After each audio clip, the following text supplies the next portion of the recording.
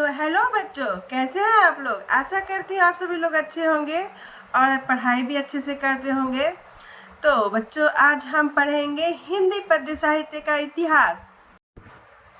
तो बच्चों चलिए देखा जाए हिंदी साहित्य का आविर्भाव सर्वप्रथम पद्य से ही हुआ था।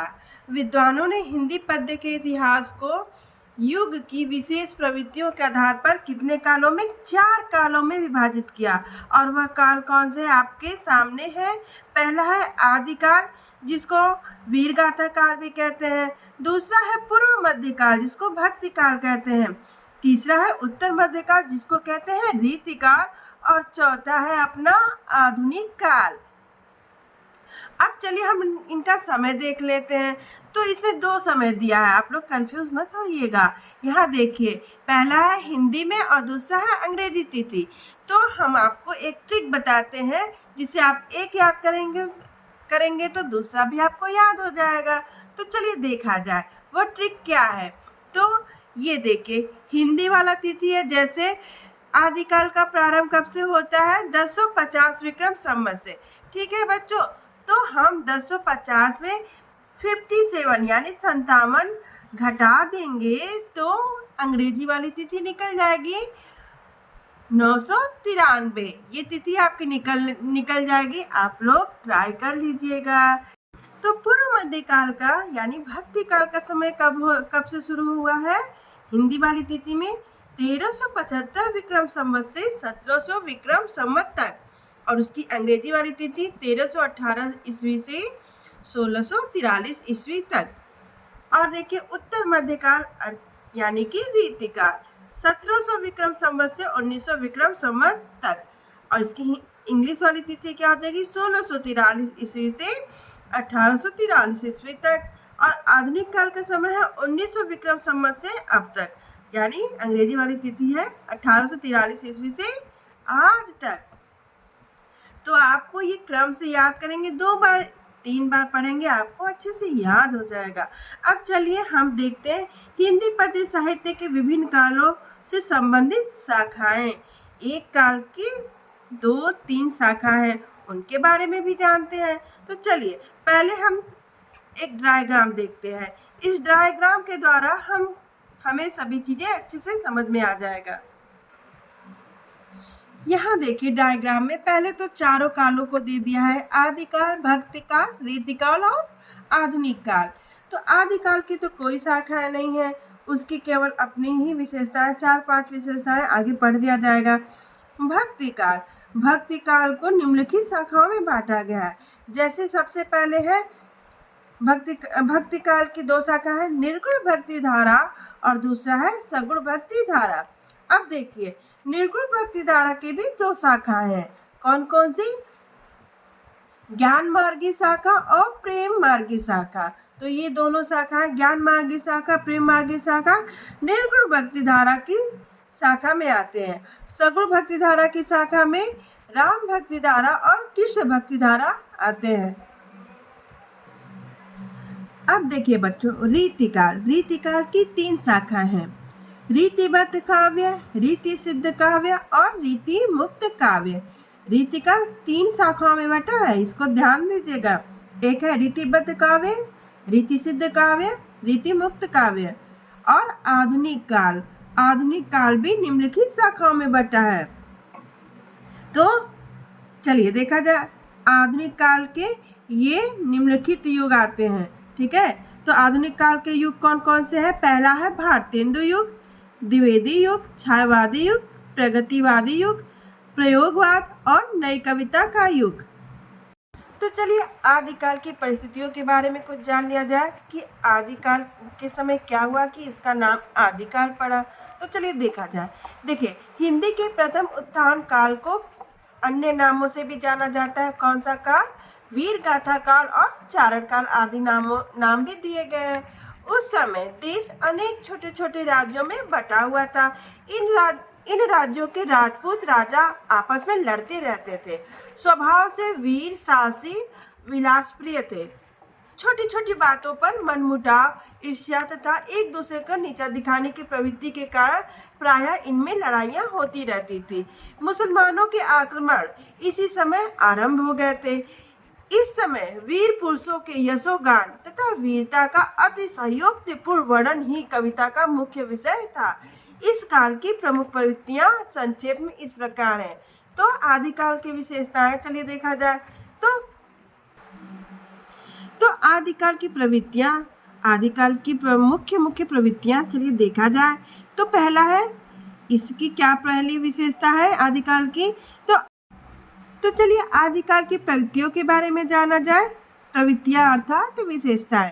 तो पहली विशेषता है आश्रयदाता राजाओं की प्रशंसा। कवि आश्रयदाता राजाओं की खूब प्रशंसा करते थे। दूसरा है सामूहिक राष्ट्रीयता की भावना का अभाव। तीसरा है युद्धों के सुंदर और सजीव वर्णन। चौथा है वीर रस के साथ श्रृंगार का भी वर्णन।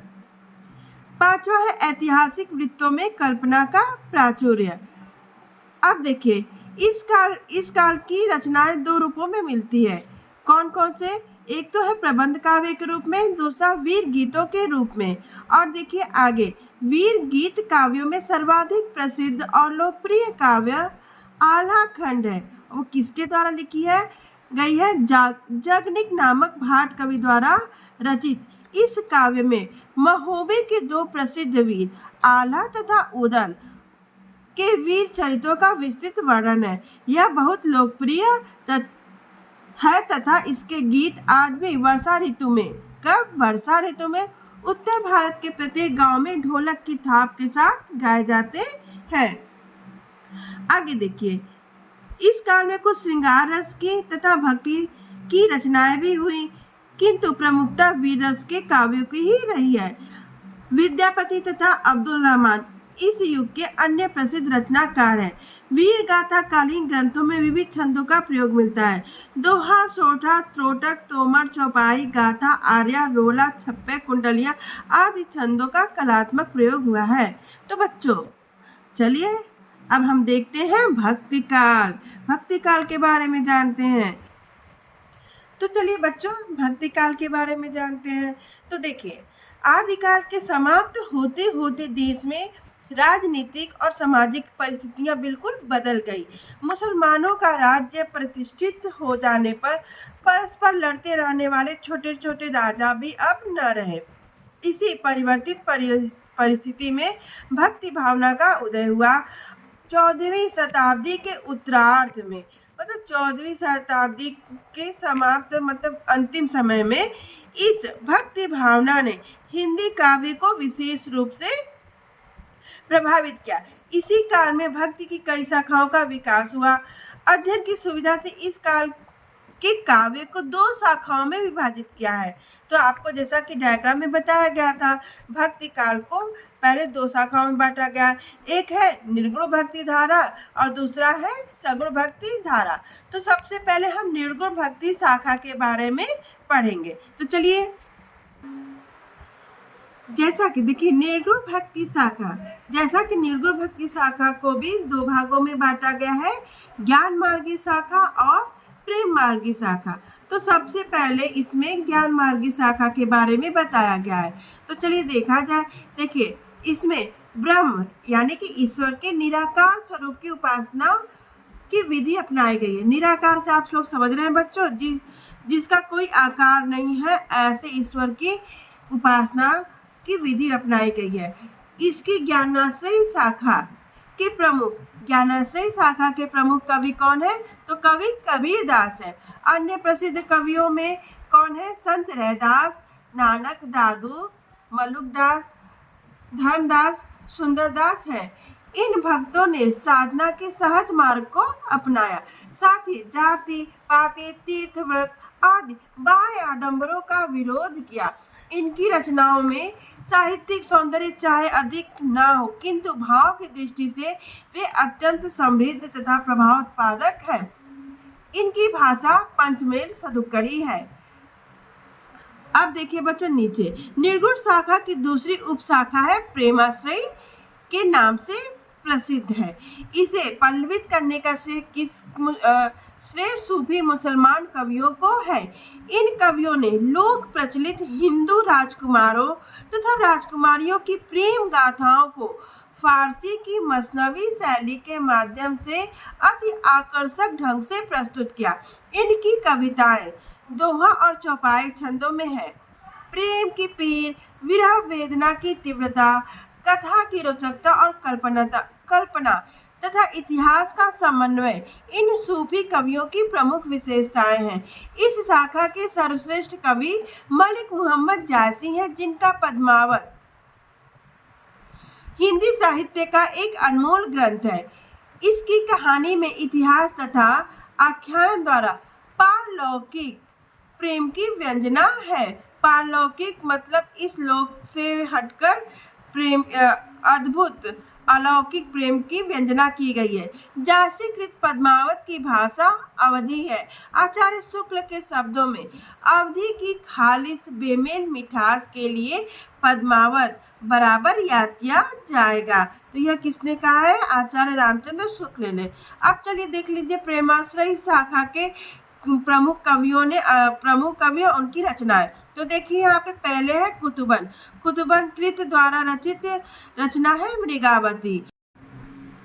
कुतुबन कृत मृगावती, मंझन कृत मधुमालती, उस्मान कृत चित्रावली, शेख नबी कृत ज्ञानदीप, कासिम शाह कृत हंस जवाहिर तथा नूर मोहम्मद कृत इंद्रावती अन्य प्रमुख प्रेमाख्यान काव्य है।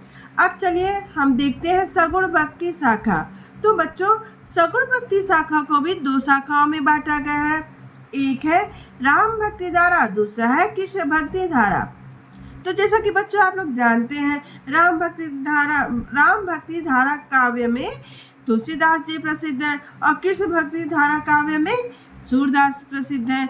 तो इसी बारे में इसमें चर्चा किया गया है और अन्य कवियों के बारे में भी चर्चा किया गया है। तो चलिए इसके बारे में भी थोड़ा सा जान लिया जाए।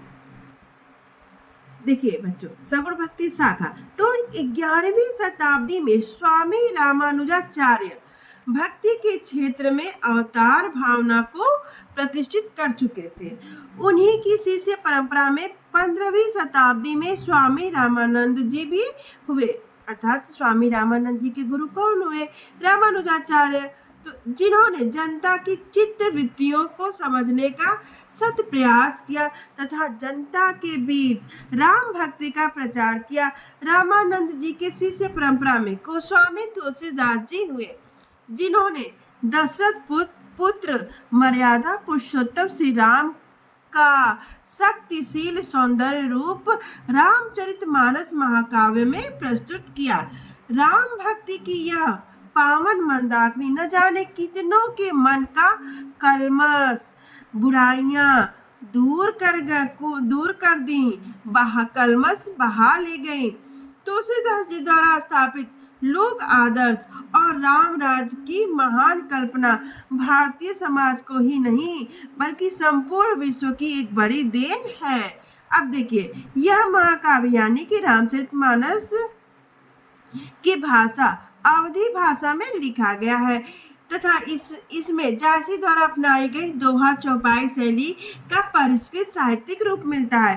रामचरितमानस की कथा का मूल स्रोत वाल्मीकि की रामायण है। इस महाकाव्य में जीवन की सर्वांगीणता है। रचना कौशल, प्रबंध पटुता, भाव प्रवणता, रस रीति, अलंकार, छंद आदि सभी दृष्टियों से यह उत्कृष्ट काव्य कृति कही जा सकती है। तुलसीदास की रचना का उद्देश्य लोक मंगल की साधना है।